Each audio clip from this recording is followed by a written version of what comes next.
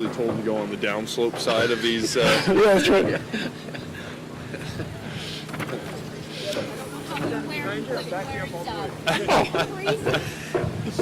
Good morning, everybody, and thanks for joining us on this clearly a fall day, first day of winter, perhaps, for what I think is a very exciting announcement for Kelowna and for our community. First of all, I'd like to acknowledge that we're gathered here today on the traditional unceded territory of the Syilx Okanagan people.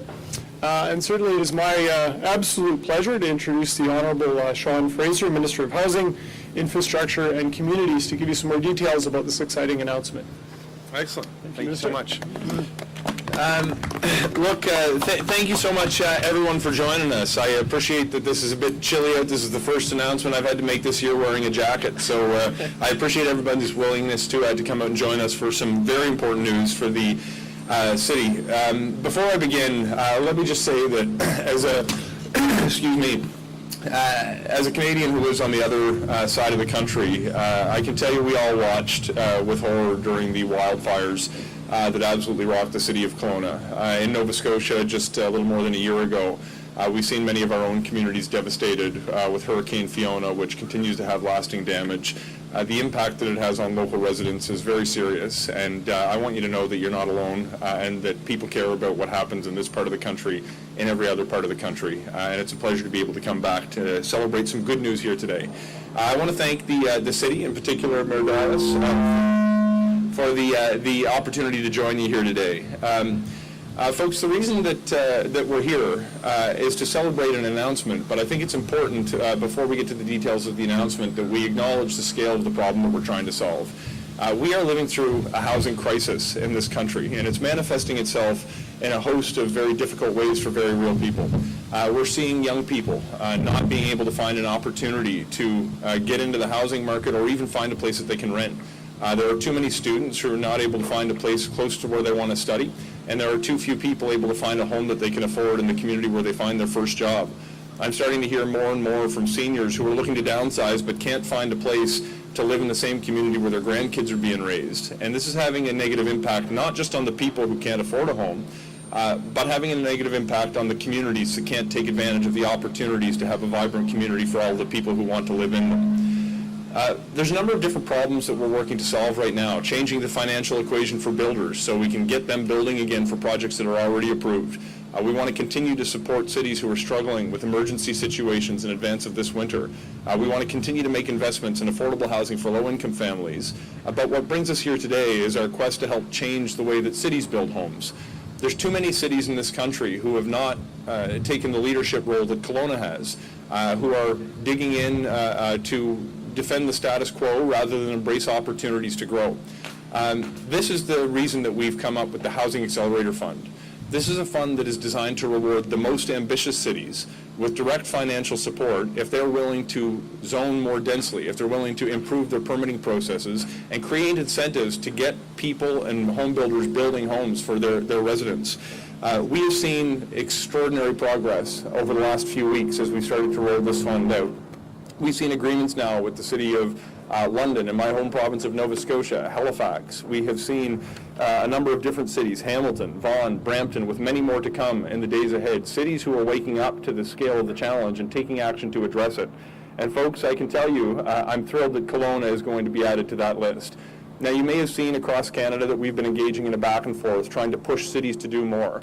I would note that I need not send a letter to Kelowna. All of the incentives, all of the initiatives that we could have asked them to do, they were already willing to do. It's nice, I have to say, when you're pushing on an open door when it comes to trying to address a crisis of the scale that we're now seeking to address.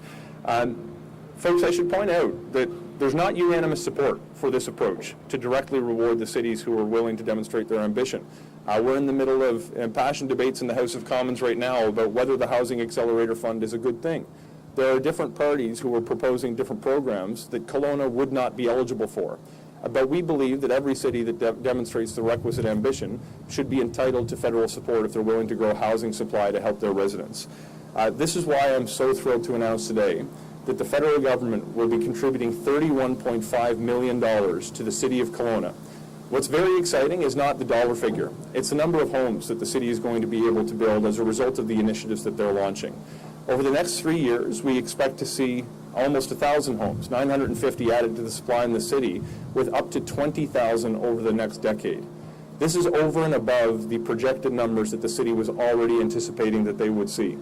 This is a very big deal, and I'm thrilled to be able to partner with the city to make this happen. But it doesn't just happen by magic. It happens because there are specific initiatives that the city's going to take on. I note that we're pushing cities to build more densely by offering permissions as of right to build the kind of homes that people can live in. It's no coincidence that we've chosen this site for the announcement today.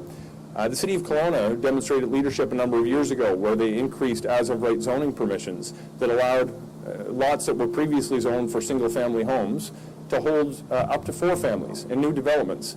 I just had the opportunity to walk through one of the units just to our left with a nice building that has not fundamentally changed the character of the neighborhood, but is creating space for more families. I had a quick opportunity to speak with one of the residents who said he and his family of 2 kids, like mine, are living the dream. They're next to a park. They can walk to school, and they can have a nice home for their family to live in. This is what we're trying to achieve across Canada, but we can't do it alone as a federal government. We need partners on the ground, we need nonprofit players, we need private developers, we need provincial governments, but importantly, we need ambitious leadership at the city level. I want to congratulate the City of Kelowna for demonstrating the requisite level of leadership to qualify for the Housing Accelerator Fund. Although I'm thrilled to be contributing $31.5 million to their efforts, I'm far more excited about the homes that the city is going to create as a result of that funding opportunity. Thank you so much. Happy to pass it back over to our hosts.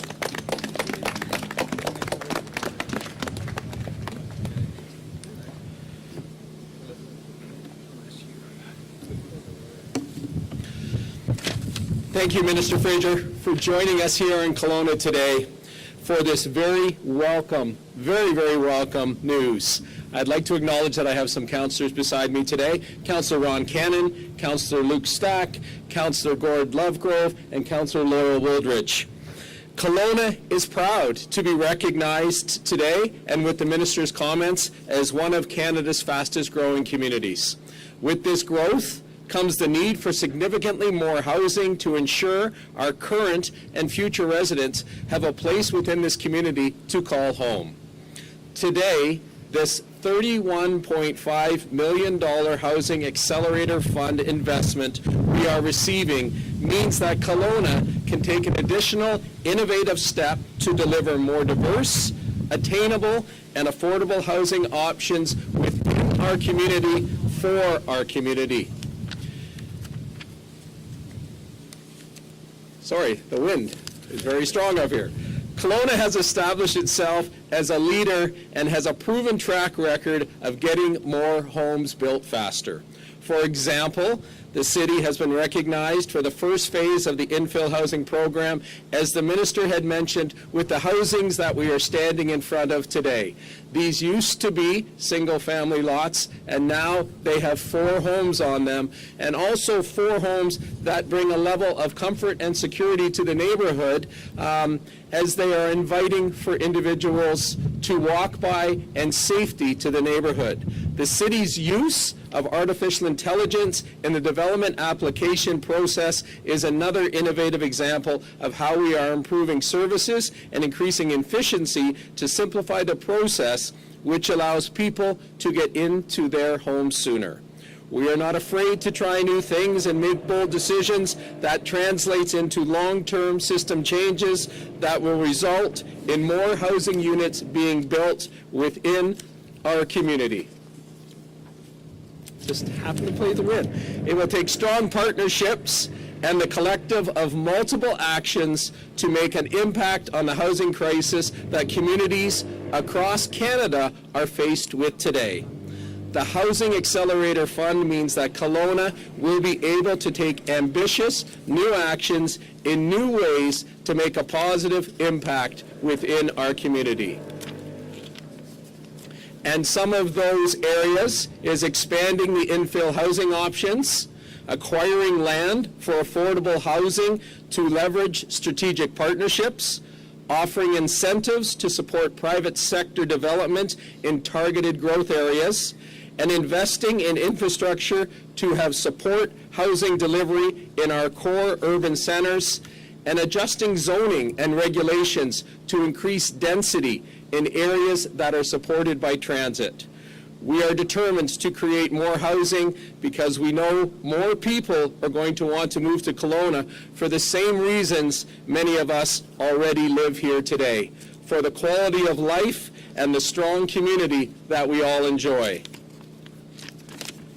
Once again, thank you, Minister Fraser, and to the Government of Canada and also to Canadian Mortgage Housing Corporation for your support. We appreciate you being here with us today and for recognizing the City Kelowna as a great place to invest in the accelerated housing solutions. Thank you very much. Thank you. And congratulations. It's good. Yeah, thank you very much, Minister and Mayor Dyas. We now have a bit of time for questions, and we're going to turn it over to staff over here to manage media questions. Thank you. So I'm just going to pass this over. If you can state your name, outlet, and one question, one follow-up. Hi, I'm Brady Strachan with CBC.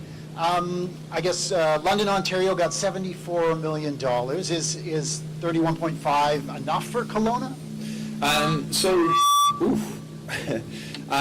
One of the things that is important to understand is that the Housing Accelerator Fund is based on a per unit output over the life cycle of the agreement. 25% of the money comes up front, with 25% each of the following 3 years based on the milestones being met under the agreement. The City of London's figure of $74 million reflects the number of homes that they expect to see built over the next few years. With Kelowna at 950 homes over the next 3 years, there's a proportionate number that they will receive. But one of the things that's important to understand is the changes that are being made aren't just going to have an impact over the next 3 years, they're going to have a permanent impact going forward. So although we're looking at 950 over the next 3 years and a concomitant funding amount, over the next decade, pushing to up to 20,000 as a result of the different changes that they're making, is going to have a lasting impact. So the funding amounts are a direct reflection of the number of homes over the life cycle of the agreement. Maybe a question for Mayor Dyas. Where will we start to see this money being put to use?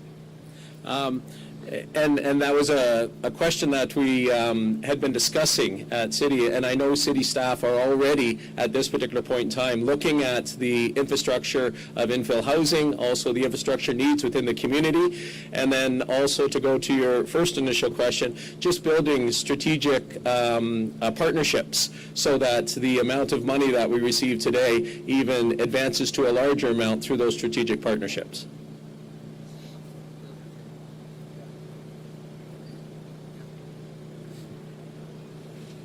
Kent Molgat from Kelowna now. How is it that housing starts in Kelowna have dropped by a third over the last year, given the crisis we're in? Mayor Dyas? I think as we recognize there's a number of factors that go into play with respect to that.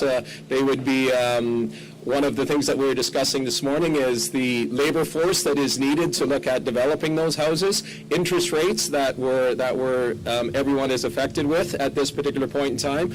We do know that there has been about 3,700 building permits that we're dealing with right now and trying to advance the occupancy permits on those. And I think it's a little bit of the environment that has been created by a number of variables, but it's announcements like this which allow us to, again, go back to those partnerships to advance those housing initiatives and to move forward with more because there is a need within our community.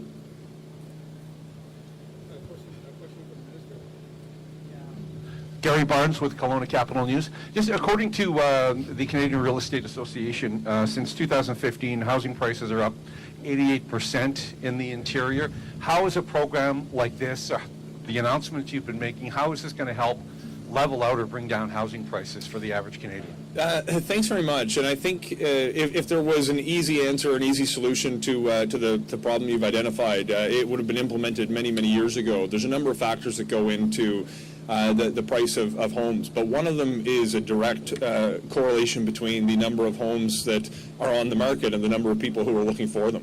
When we see communities grow and we don't see the pace of construction keep up with that grow, you see an inflation in the cost to buy a home. What we've seen recently is some of the measures that we're putting in place to dramatically grow the supply of homes is starting to take hold before it has an impact where it will moderate or even push down the price of getting into the market or the cost of rent. We need to build a lot more homes much more quickly. The good news is some of the measures that we're putting in place are starting to show very serious promise. Days after we made the decision to remove the GST on new apartment construction, we saw different companies announce that they would be moving ahead with 5,000 units, with 3,000 units, with 1,000 units. And I'm hearing stories right across the country in every region about projects that had been put on the shelf for some of the reasons that the mayor mentioned that are now penciling out and are going to go ahead. When we see that the Housing Accelerator Fund is rolling out, what excites me is not transferring money to municipalities, but the reforms that those municipalities are going to launch that make possible the kinds of developments that we see behind us today. Every time we announce a new measure, we're seeing extraordinary uptake right now. So between the GST, between the Canada Mortgage Bond changes, between the Halifax Accelerator Fund, and the continued investment in non-market housing for low-income families, I do believe that we can solve this problem, but before we see it moderating the pressure on prices, I expect it's going to take a little bit of time. But by continuing to put forward measures that will grow that supply and continue to invest in particular in non-market housing, we can start to see a path where housing will not be out of reach for people who are either trying to get into the market or trying to find a place to rent. I believe that concludes the question and answer period. So thank you. Others? Yeah, That's it? That's it. Okay, thank you so much, everyone. Really appreciate it. Thank you. And look, I didn't get to say